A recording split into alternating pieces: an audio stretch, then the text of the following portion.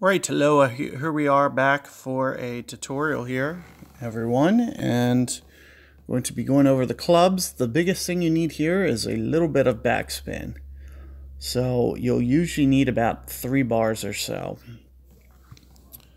So again, highest priority is going to be Sniper. We're going to go with Sniper 4, Guardian 1. Distance really shouldn't be a big deal on this one. Very few times you're going to get towards max and put yourself in very much trouble. So with that being said, we can kind of get away with less distance clubs here. And as I mentioned, I'm always going to be put these in order of priority. I think you should be using Sniper. You'll see that I might, fluctuate the way that I write these numbers and clubs. But for the most part, this is going to be the priority for the earlier tours as to how that you're going to want to play these. But as certain, holes develop, I might change the order that I write those. Just so you know. And let's take a look at the wind here.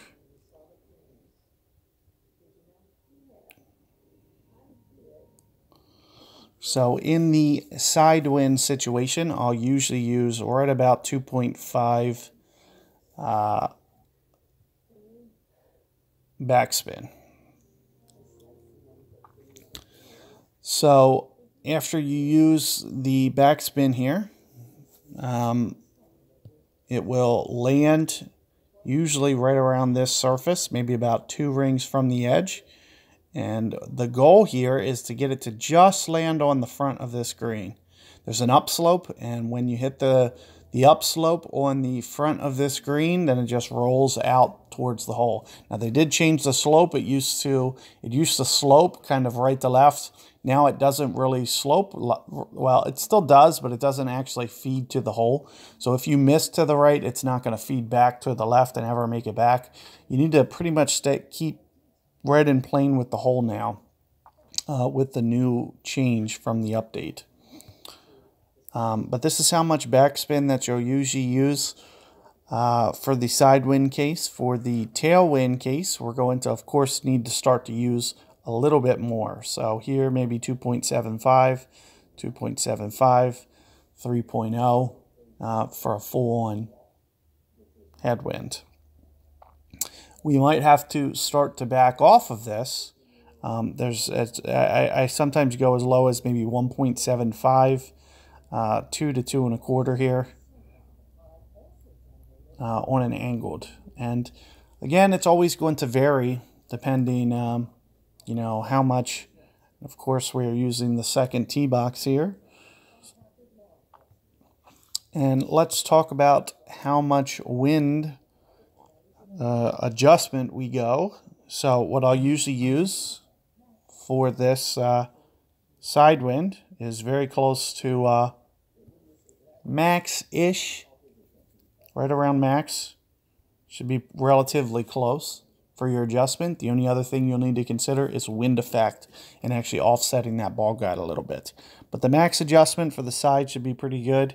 For the tailwind case, it does tend to need just a tiny bit more of an adjustment. And the biggest reason is you'll end up usually pulling up on a slope up here. There's like kind of an upslope, and it'll tend to carry just a little bit farther.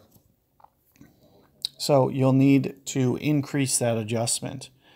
For the headwind case, similarly, it's going to happen that you'll need to add on to that adjustment. So maybe in the neighborhood of max plus 20. For example, as you're pulling in over this bunker and that surface, you do need to be careful about, how much that you do, because those lower depressions sometimes will change your trajectory a little bit. But what's good about that is it usually causes it to land even shorter. So adjusting more usually causes the ball to actually land even shorter. So you usually, with a headwind adjustment, will, have very little risk of landing too long. So, you know, the plus 20 to plus 25%, somewhere in there, should be pretty good. So good luck with this hole, guys, and see you guys on the next one.